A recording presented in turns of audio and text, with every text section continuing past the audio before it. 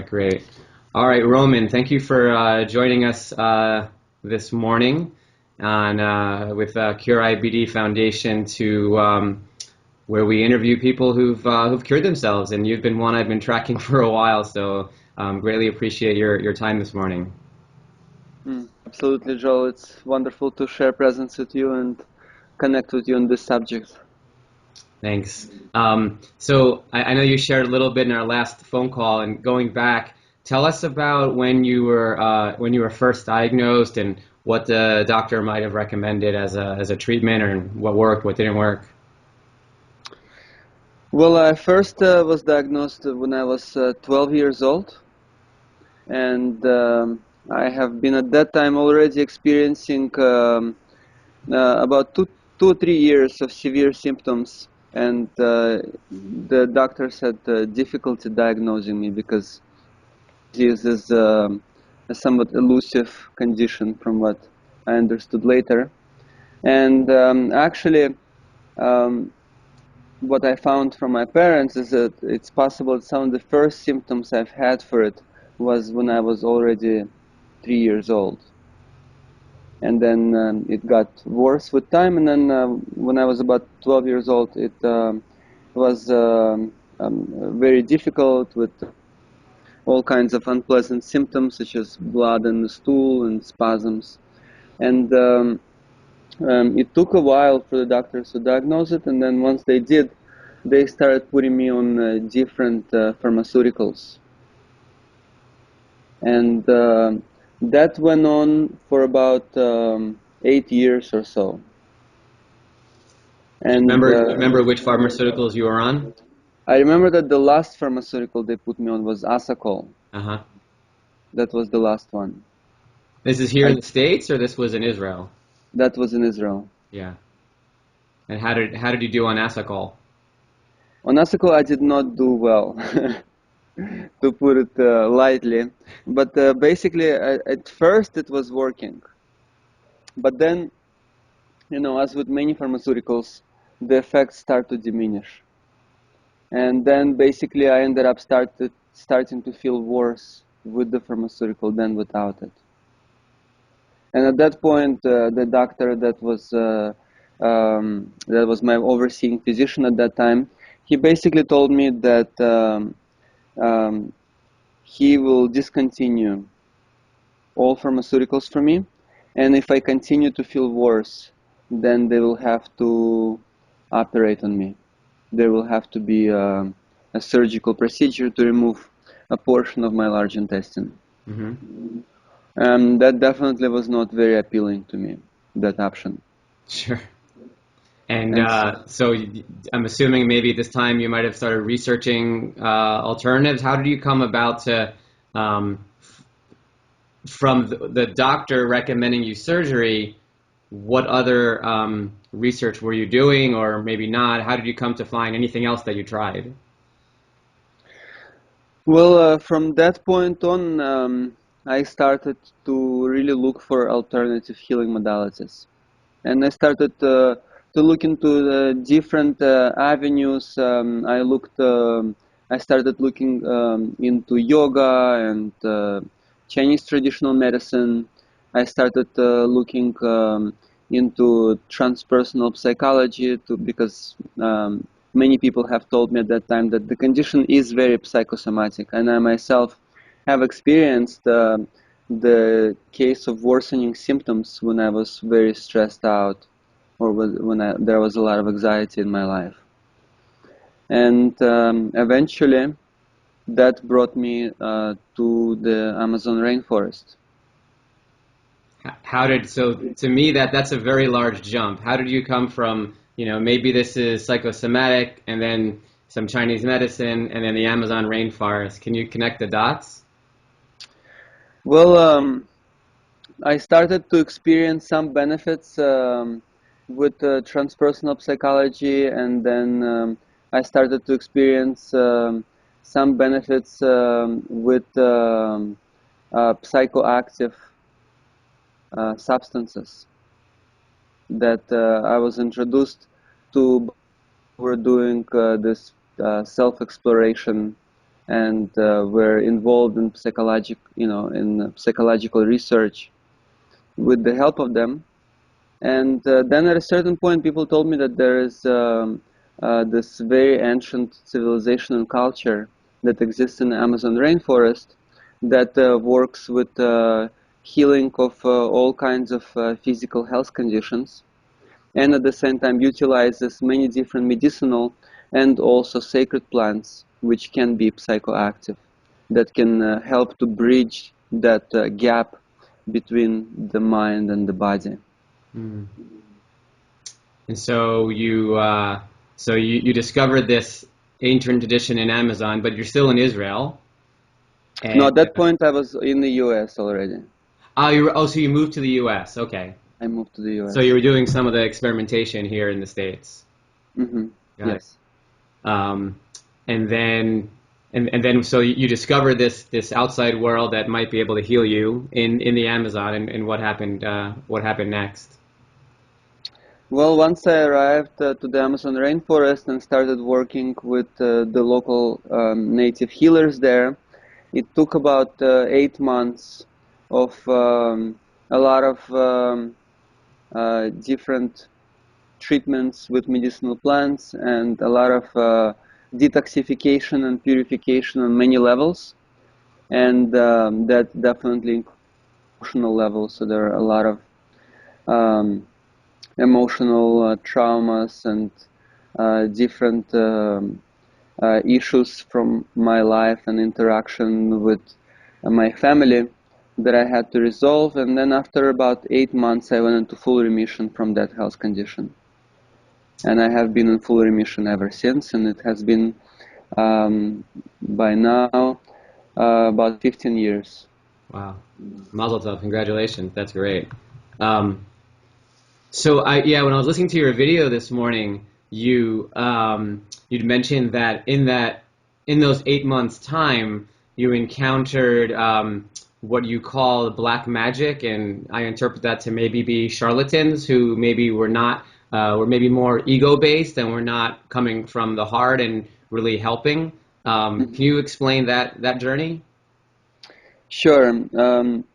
During that time, in the beginning, when I came into that environment and I didn't know anything about it, so I had to go through a variety of different shamans, and some of them did not know any of what they were doing, and they were just doing it as a show for the tourists that come, and it's still even more prevalent in that culture today.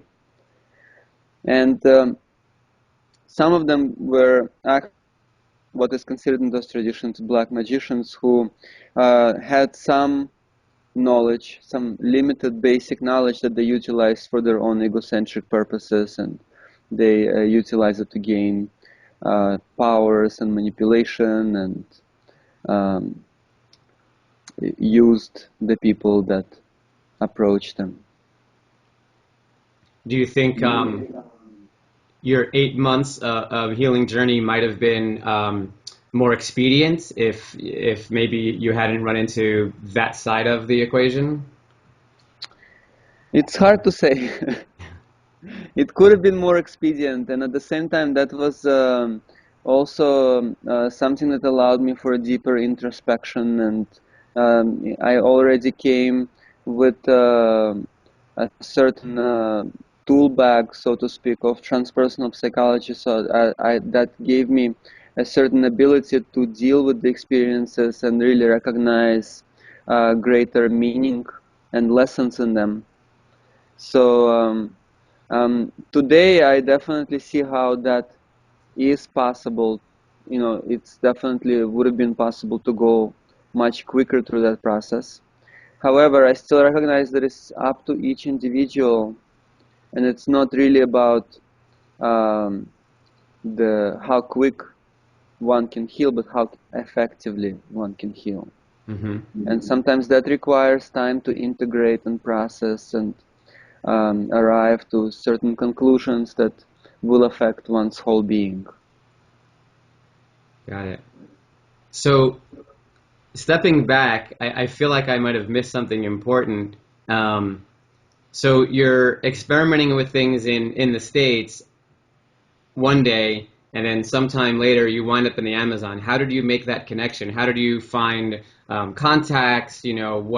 Um, who do you reach out to? How do you decide that that would be something you want to commit to travel to? But also, I'm kind of wondering,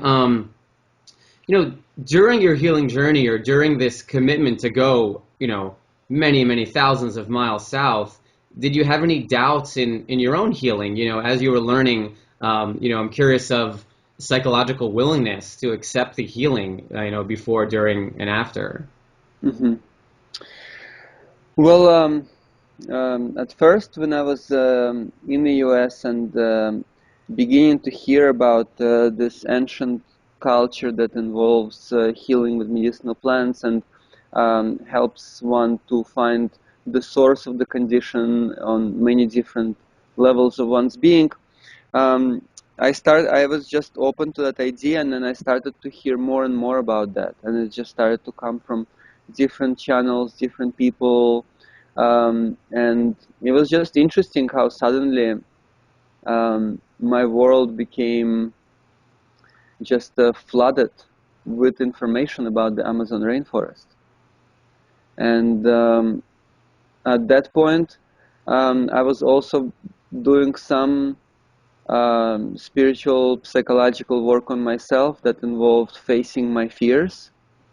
And one of the biggest fears at that time for me, or the biggest fear, was going into another country where I don't speak the language and actually, staying there and not knowing anyone in that situation. At that time, I was, in a very conditioned state of being, and sometimes I would just afraid to go anywhere by myself.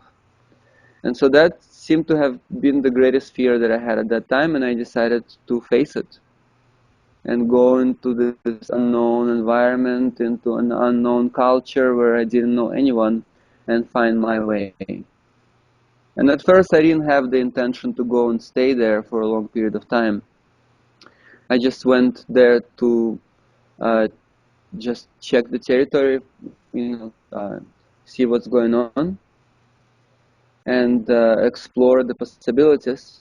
And so at first I initially went for about 2.5 months, and that was in August. And It broke up. You said that was in August. August 2001. Got it. And I went there, and I experienced very positive effects on my organism. By being in the environment, connecting to the culture, it also felt very close to my heart. People very down to earth and very warm and loving, many of them. And then arriving into that environment and staying there and experiencing some initial benefits on my organism. And before I went to the Amazon in August 2001, I lived in New York. And then while I was there in the Amazon, that's where 9/11 happened.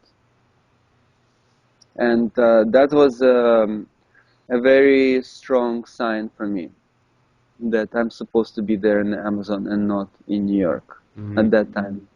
So I saw that actually I could have been there in those Twin Towers, because I did work in the corporate world beforehand, and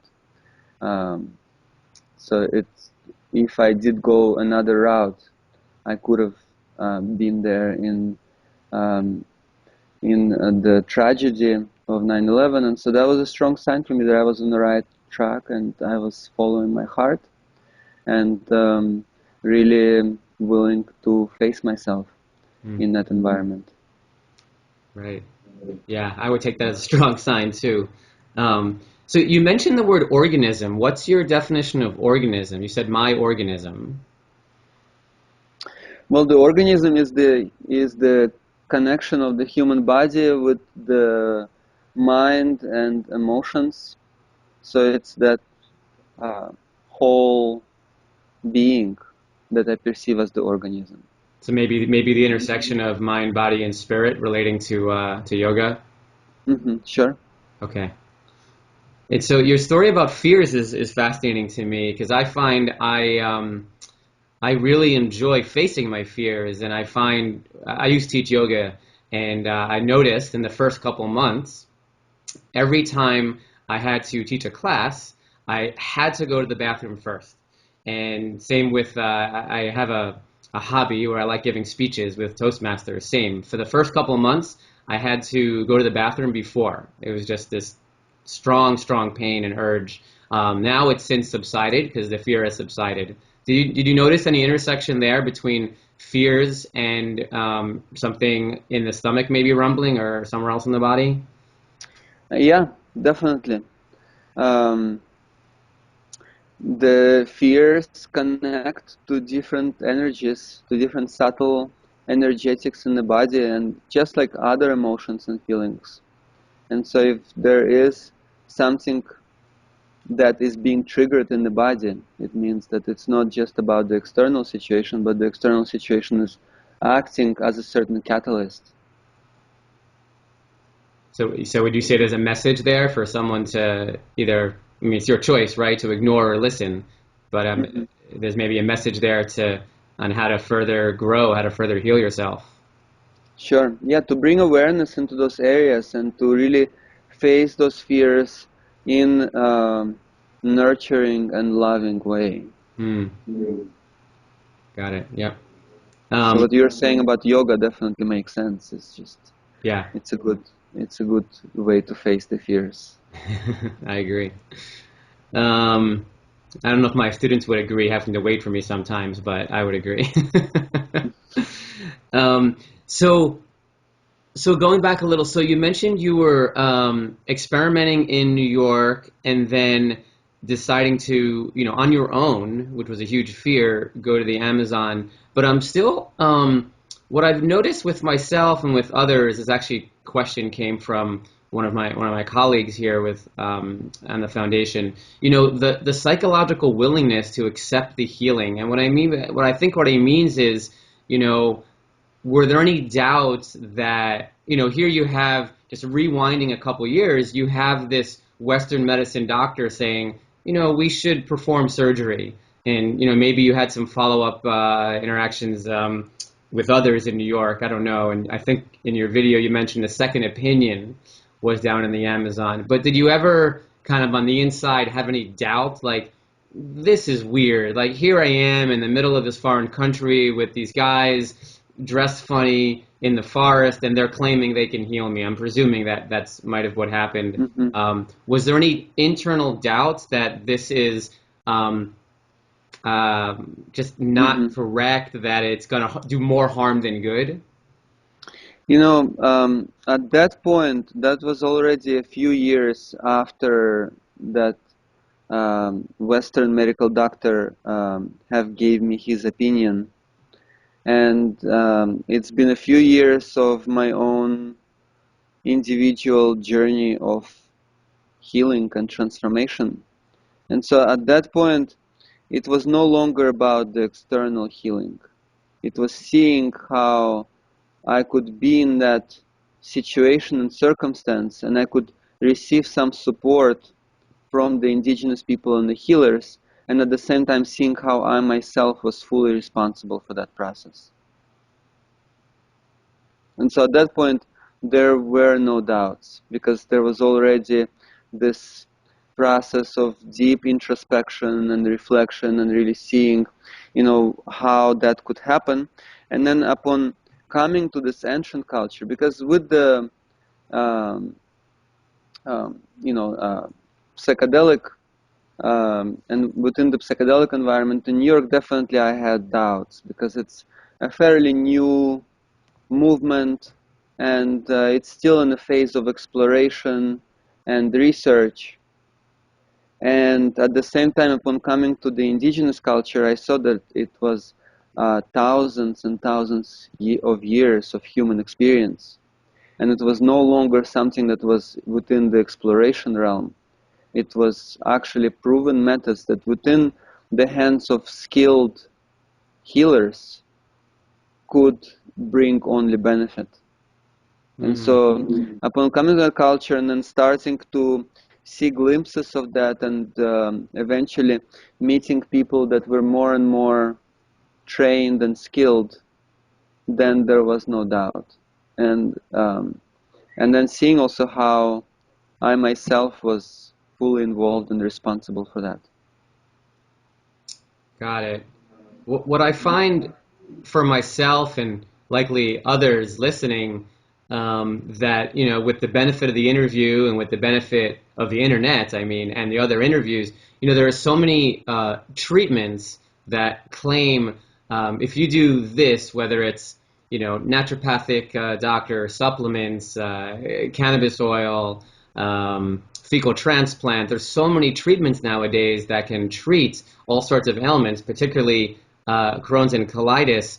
I feel like it creates doubts. How do I know I'm doing the right thing at this time? And maybe in your mind and your experience, there wasn't other alternatives to think about. But I'm wondering more for someone else who would maybe consider to check out what the Amazon offers. There's all these other things that maybe to them might come from a more credible source, or maybe not. Sure. What do you think about that internal mind Yeah. question?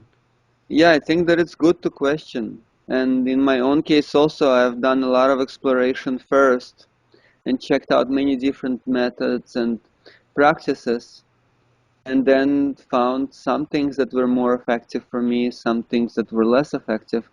And then in the end, it was really something that I saw that involved actually how what I was more in tune with. And so, yeah, there could be more credible methods, but they were not so effective in my own case. And So then actually what do going you through the process. how do you define in tune and effective for you? What was that? What was your criteria for judging that? Well, my criteria was bouts of diarrhea and spasms in my stomach and pains that would leave me sometimes twitching, on the ground for a while. So that was my criteria. So when I started to experience less occurrence of that and more well-being in my life, then I knew that I was on the right track. And this is when you were down in the Amazon. It was before I came to the Amazon, and then once I came down. Got it. I know for me, for a personal experience, I enjoy the experience and the growth I have through messages, if you will, through mushrooms in particular. But I do notice it always affects my gut, to purge, if you will. And I never, and I'm assuming a lot of people with compromised guts, it might be similar. And how does one gauge if that's growth or setback on that path? Well, I believe that time shows, because initially there is something that in many natural healing modalities called the healing crisis. And that basically involves worsening of the symptoms before it gets better.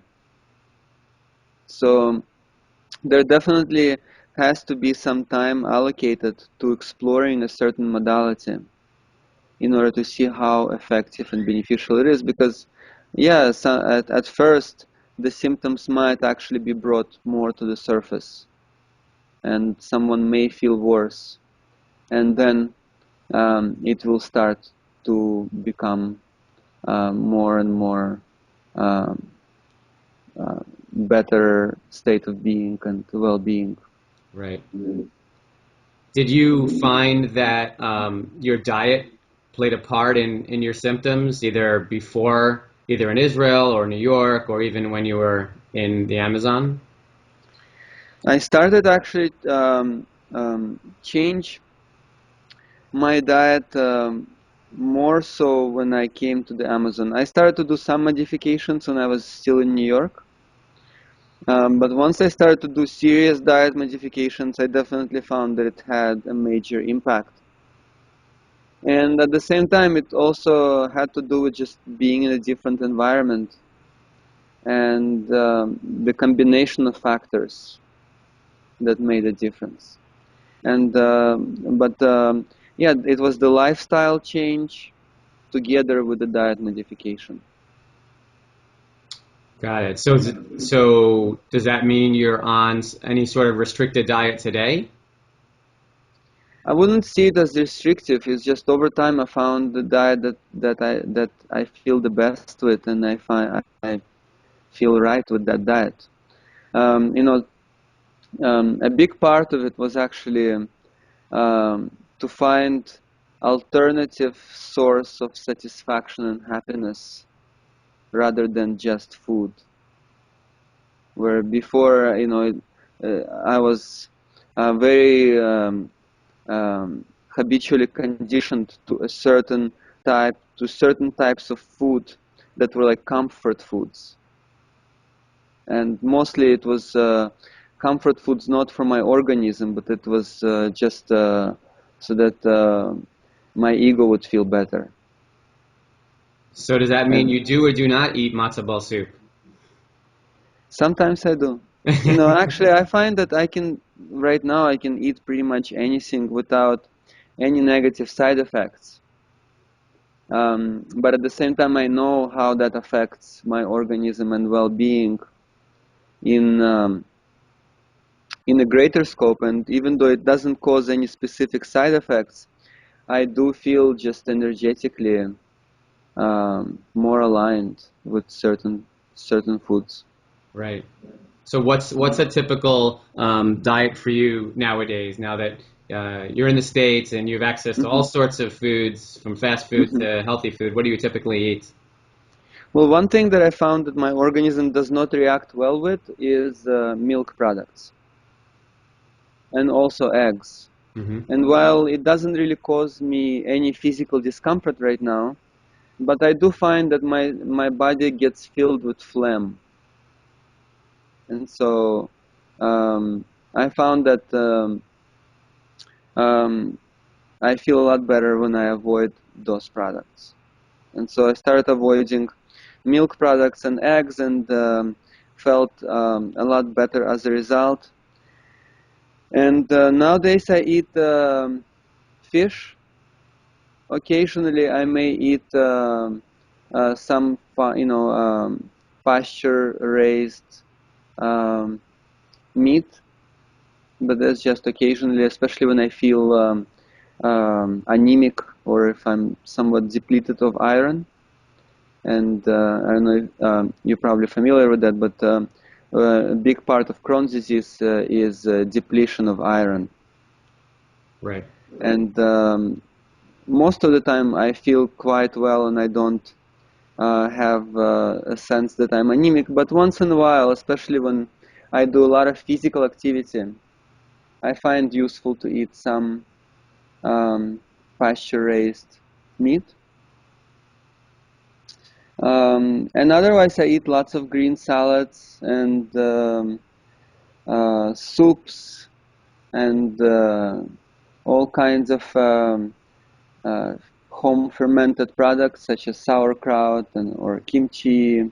The tea mushroom kombucha I found very beneficial for the stomach flora. Um, all kinds of baked goods that are vegan. I do enjoy that. So, but that's pretty much the diet for me. So you haven't noticed gluten to really react with you, it sounds, if you're having the baked goods. I don't have reaction with gluten, I found. Yeah. So I feel quite good. I know that people often do have a reaction, but in my own case. And at the same time, really looking back, when I was in the Amazon, and at first, as I mentioned, after 8 months, I went into full remission, and then I stayed for additional 2 years to go through the traditional apprenticeship path to understand and help other people with the help of this tradition. And so I was on a very restrictive diet that involved no gluten. I was basically eating just green plantains boiled, green plantains boiled or grilled, and some fish and vegetables occasionally. And so that may have actually played a part in my own healing process. However, right now I don't have any sensitivity to gluten. Mm. How do you think you would react? And I guess it's a guess if you went to have like a, you're in California, you're in the West Coast now. I don't know if it's up there, like In-N-Out Burger, which is famous here in California. It's like a fast food, similar McDonald's but West Coast. How do you any desire to do that or? I don't have any desire to do Yeah. that. I let go of all the desires for fast food. I really enjoy homemade food, and Mm. occasionally I go to a healthy restaurant. Sometimes I go to Japanese or Thai foods, and I like that. But I did learn to always ask for no MSG in the food, because that's another um, taste enhancer chemical that I found that my body does not react well to.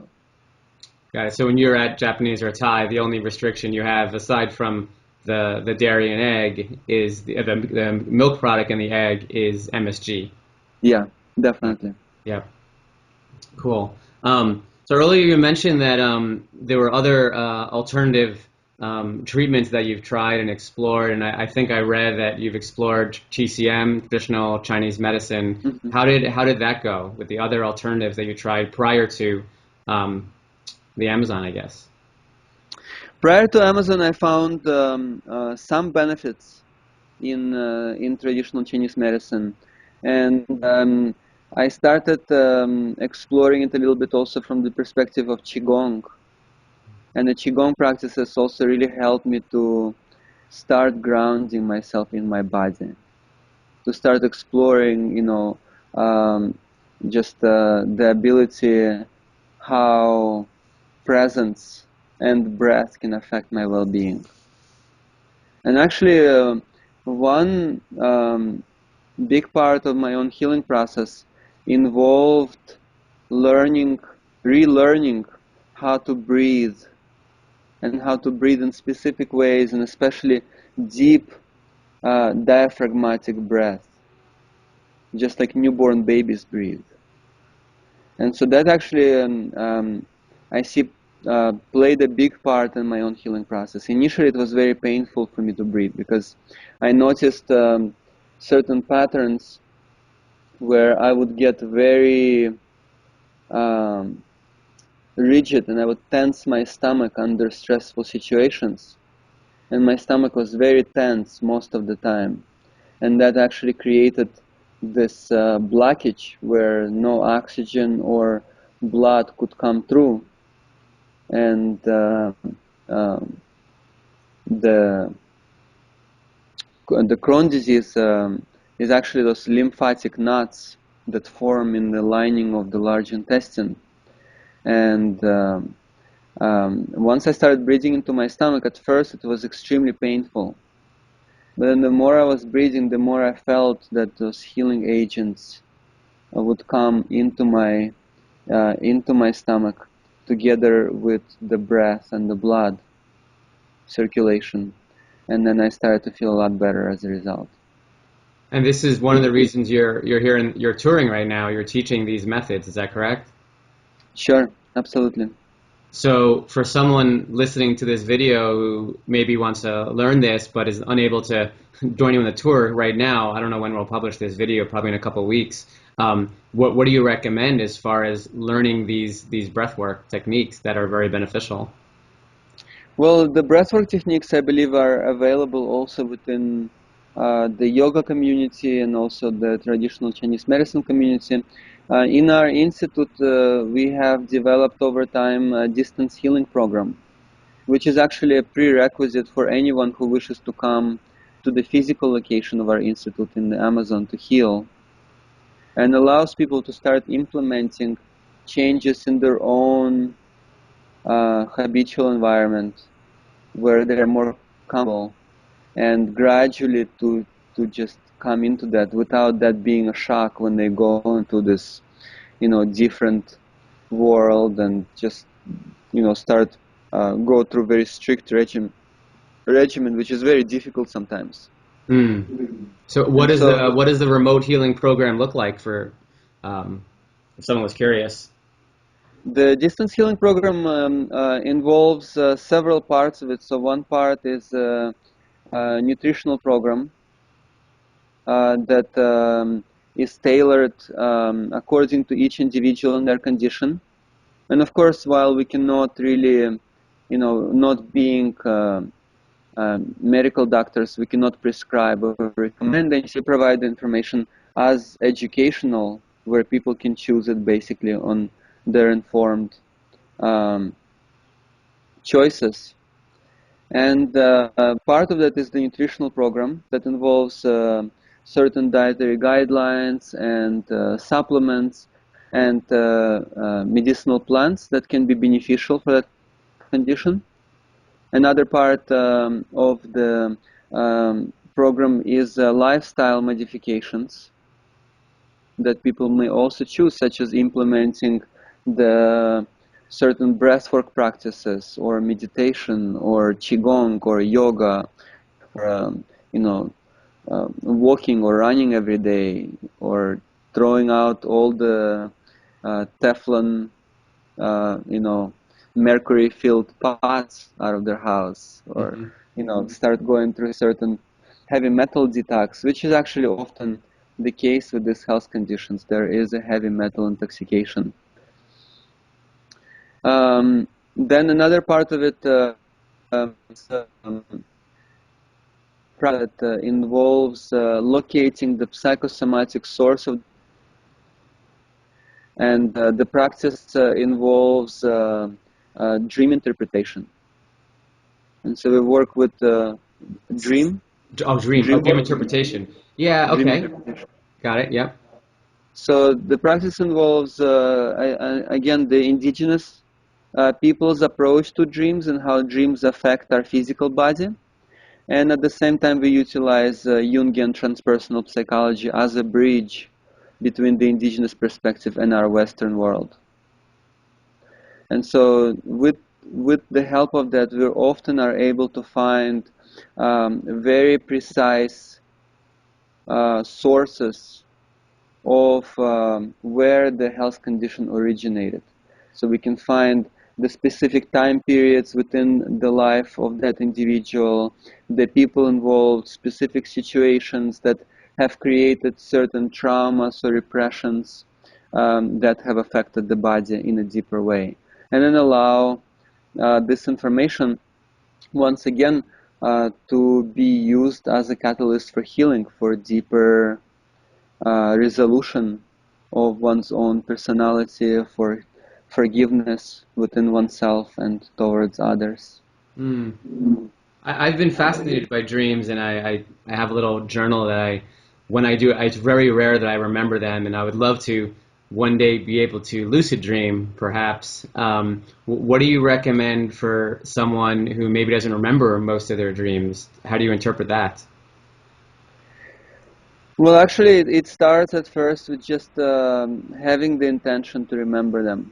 And there actually has to be a retraining of the neural pathways initially, because we consider the dreams to be so insignificant in our lives that at first there has to be some of that retraining of understanding deep inside that dreams are essential. And one of the ways to do it is first making that intention before going to sleep every night, spending some time in silence before going to sleep, and then keeping a journal right by the bed and writing something down as soon as you wake up.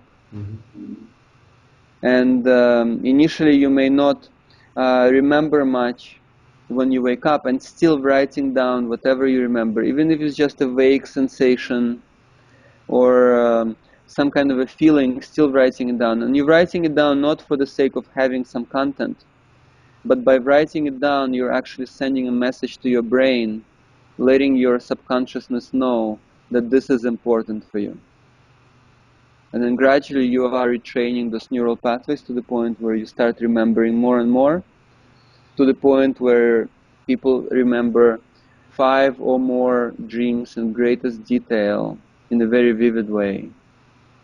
And then from there create deeper communication to the subconsciousness.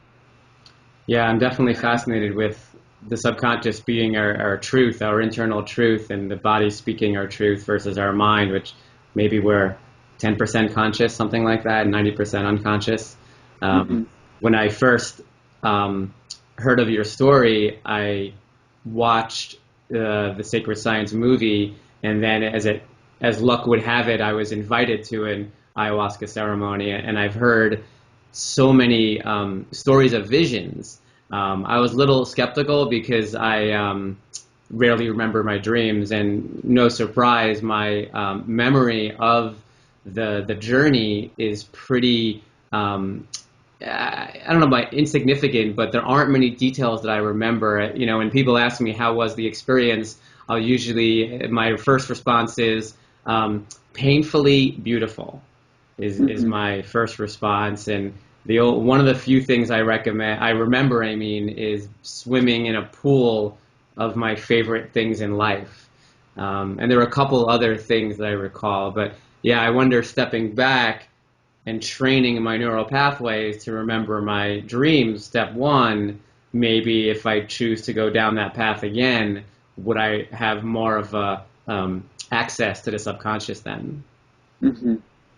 It's definitely makes a big difference to have that greater context of conscious involvement before going into those ceremonies.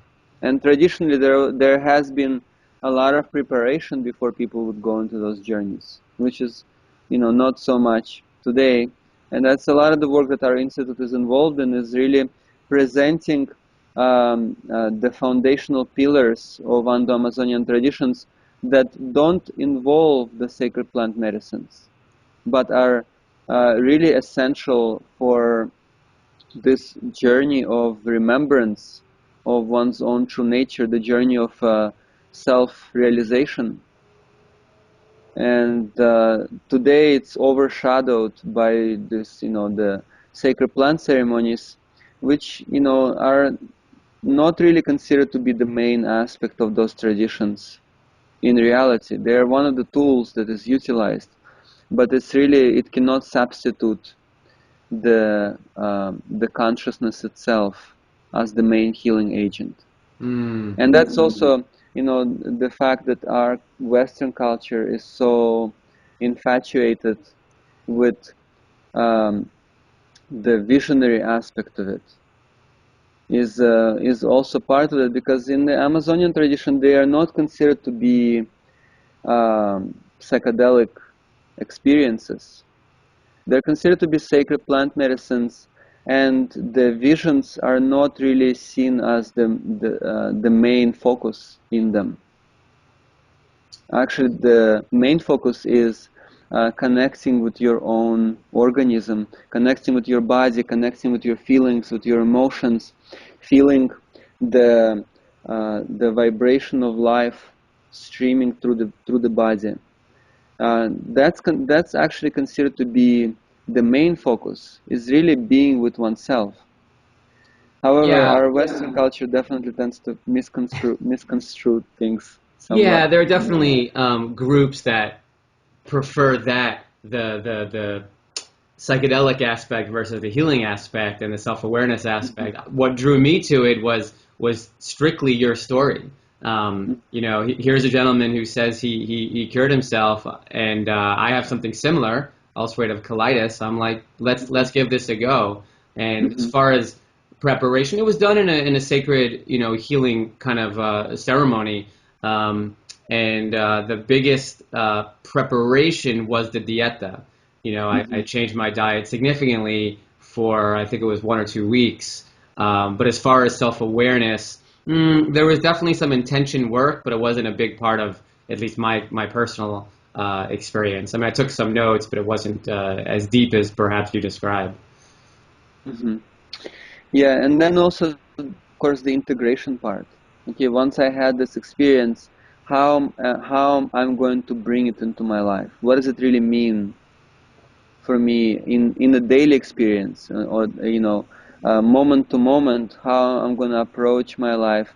with this deeper awareness or perspective. So that's another big part of it. So a lot of the tools that we are cultivating in our institute are the tools that allow people to really bring this awareness into their lives in a more sustainable and lasting way. Right. Yeah, the integration is a big part because you receive these messages and it's up to you if you choose to listen and analyze or just ignore and go back to what life was before. Mm-hmm. Right. Um, some say everything happens for a reason. I don't know if you believe in that or not. Do you feel that you were diagnosed with Crohn's for any particular reason? Yeah, definitely. I mean, I've learned to recognize it since as a blessing in disguise. And it was definitely hard for me to see it in that way at those times, but now I definitely see it like that. That without that, I wouldn't really come to know myself as deep as I do now. Mm-hmm. And I wouldn't have been on this evolutionary journey, and my life would probably have been a lot more boring and miserable. I'm guessing you weren't happy in your So corporate job in New York. I wasn't so happy now, Yeah. What were even you though I doing back was. then? What were you doing? Um, I was an account manager in a microchip factory. It was breaking up. You were an account manager where? I, I was an account manager in a microchip factory. Got it. Got it. Okay. Um, so I know on your bio you mentioned you were cured, or somewhere online I read that. Do you consider? I want to ask you here. Do you consider yourself cured, and why do you feel that way? Well, yes, I do consider myself cured because um, I don't have even the slightest of symptoms that I used to have, and I had quite distinct and severe symptoms that have accompanied that health condition. And after living for 3 consecutive years in Amazon from 2001 till 2004, I ended up going back to New York. And, even though I felt healed myself, my family, they were still somewhat questioning that period of time was absent from the normal society. And then I actually went with my um, mother and my aunt, who both live in New York. I went to um, uh, a local office of an MD, a gastroenterologist, and they did all kinds of tests on me. So they did blood tests, they did CAT scans on me. They didn't do colonoscopy, but they did the blood tests and the CAT scans, and then they didn't even found a trace of that health condition, to the point where the doctor was thinking that I was just making fun of her. Do you do you feel that you'll one day do I think they recommend colonoscopies for adults as they approach 50. Do you feel that you'll do a colonoscopy again one day? Yeah, it's possible. Yeah, yeah. Well, I know we talked about this last time. If you have any calling to share those medical records from before or now, or you need assistance, we'd be glad to help. But again, that's it's up to you if you want to share. Yeah, they're kind of buried in my parents' place somewhere, and so they didn't really have time to start looking for it. And if something comes up, I'll definitely be happy to share it. Okay, wonderful. Thank you. We love that. Um, So when I mentioned to a couple friends that we'd be chatting, two friends in particular had questions. So one, this is what he asked. He's a gentleman who has, I think, IBS. I believe he's in Denmark. Sebastian. He says, according to Dr. Oswald Prestel, I guess he was the medical doctor in the Sacred Science movie. Hmm. He was mentioning that IBS and just gut disorders in general has a lot to do with the emotional state. I know we spoke about that. Do you share his opinion? But further, is that the consensus among the shaman, or does the opinion differ from doctor to doctor? And the reason he's asking is because IBS patients often get told this from conventional doctors, and for some, it's frustrating to hear because almost like patients 30 years ago who had stomach problems, but were told that it was caused by stress and our emotional state, yet in the end it turned out to be caused by bacteria. So Hmm. I'm wondering if is there maybe a bacteria stress emotion link perhaps, or what do you think? Yeah, this is all very interwoven, and so it's not like something that is being said just to brush it off and saying, "Oh yeah, it's not important." The emotions are very important, and how we deal with stress is also very important, and how it affects the bacteria in our body. So the shamans approach this in a very integral way. So they approach it from the emotional side, and they approach it from the dietary side. They approach it from the side of medicinal plants that impact the bacteria, the pathogenic bacteria in the body, and create a detox. Then, bringing healthy bacteria, the probiotics, into the body is also very essential. Creating certain um, lifestyle modifications is also part of that. So it's not something that I would say that is just um, related to the emotions.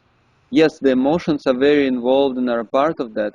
However, there are all those other factors that are important to consider, and it's that cumulative effect that creates the healing. Right. Um, I think what Sebastian is asking is some people are being told that it's related to the emotions as well as the nutrition, but in the end, I think he believes that it was really whatever gut disorder, it was really caused by bacteria, not by stress. Is there a distinction Sure. there? Well, if you really look at the bacteria, and if you look at the fact that the immune system is compromised by stress, then that would allow the bacteria to invade the body. So in the end, definitely if we have greater well-being in our lives and we know how to deal with stress, doesn't mean that the stress is not there, but how we deal with stress, then that can boost our immune system, which will prevent the pathogenic bacteria from invading. Right. Got it. So another question. This is from my friend Aisha. She's a professor here at the Art Institute of California. She currently teaches cognitive psych, but she was just accepted and will be teaching theories of consciousness. So her question is, how can shaman's wisdom help us in modern life? What can we learn from it, and how can we use this knowledge in our everyday life in the West? Well, it's again very related to consciousness. And the shaman's work has a lot to do with bringing um, consciousness in a very um, how to say uh, creative ingenuity into every moment of one's life. And so part of our traveling right now, we actually have this lecture that we do wherever we go that is called the practical wisdom of Amazonian tradition, that is focusing specifically on that, on how we can apply this in a practical way. And it doesn't mean that we have to start doing some weird rituals or dress up in a funny way or anything like that, but it's really this approach to life where consciousness in indigenous traditions is very deeply associated with creativity and unconsciousness with destructiveness. And we can see how that is impacting our lives today, where we often live in an unconscious way and do things just based on habitual patterns than actually on based on engaged creativity, and then that creates destructive symptoms in our life, such as sicknesses and diseases. Mm. So this lecture that you're giving on Amazonian traditions, is this something that people can access online, or is it just live? Well, each talk is somewhat different and is focusing on different facets of that. That's it's a very profound culture. So it's we can just introduce people to that. There is one talk online, I believe the one that you watched also touches on that, and people can access that on YouTube, I believe. Right. But your current talks right now you're giving are not being recorded? We try to record them, but it's we have a small team, and it might take some time until it becomes more available. Got it. Okay. Um, so you mentioned earlier, way earlier in our conversation, there was a lot of, I'm assuming reading. You didn't mention reading, but I'm assuming back then you were doing reading outside of the current Western model. If people wanted to kind of follow your path in a way, have there been any books, readings that have been instrumental in changing your thinking, changing what's possible, changing your organism, your states? Hmm. Well, um, of course, as I mentioned, Hmm. Carl Gustav Jung, Yep. the father of transpersonal psychology, has been of tremendous help to me in my process. And before going to the Amazon and becoming a healer, I actually was intending to go to Zurich and studying in the Jungian transpersonal psychology school, and I didn't end up doing that. However, I ended up reading all the books that I could get my hands on of Jungian psychology, and while understanding it at that time more on a conceptual level, I was really able to understand it on a much deeper level when I came in touch with the indigenous culture. And so one book that I often encourage people to read is Man and His Symbols by Carl Jung. Okay.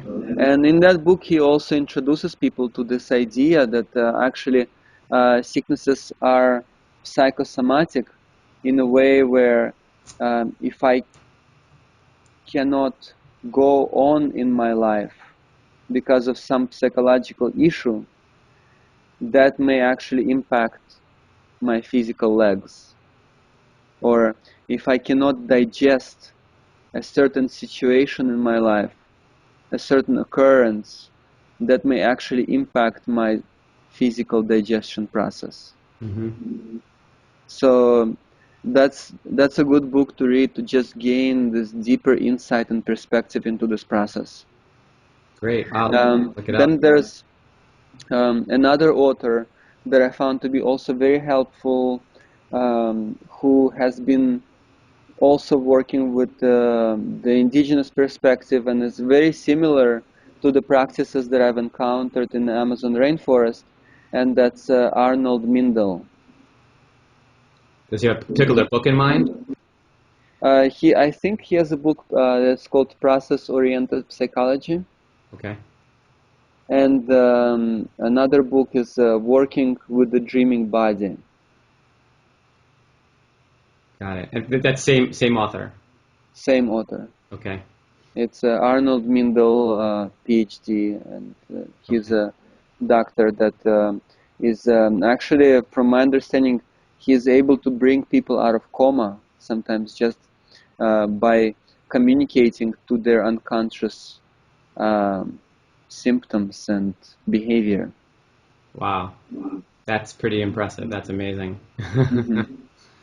Um, so being you're interested in Carl Jung's psychology, maybe can you talk briefly about personality theory and maybe Meyer-Briggs test if you can share maybe what yours is, where you align with?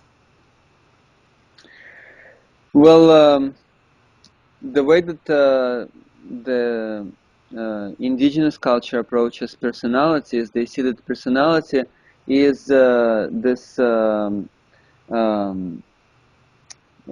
essentially a channel for the psychic energy to go through.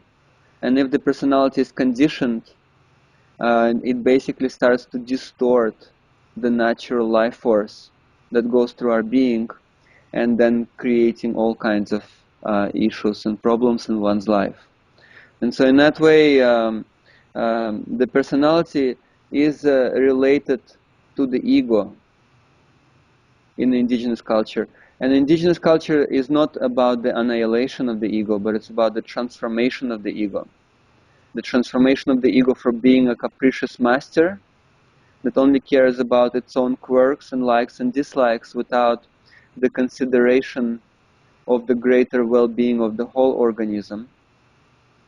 And then the transformation into a humble servant of that greater organism. And that's quite a challenging process.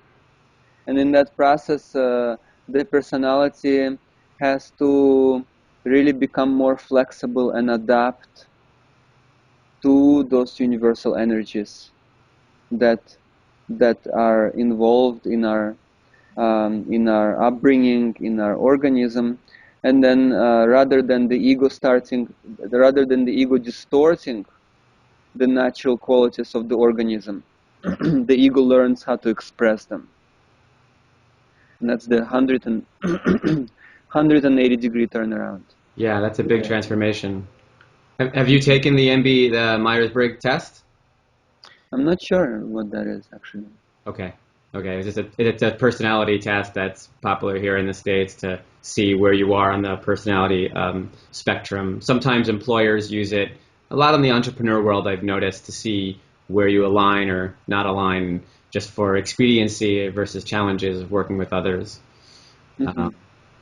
So let me ask this. So going back, just like one or two more questions here, Roman. If you were able to go back in time and stand before yourself, either maybe the day you were diagnosed or the day you first experienced pain that you recall, what would you potentially tell yourself from now to then?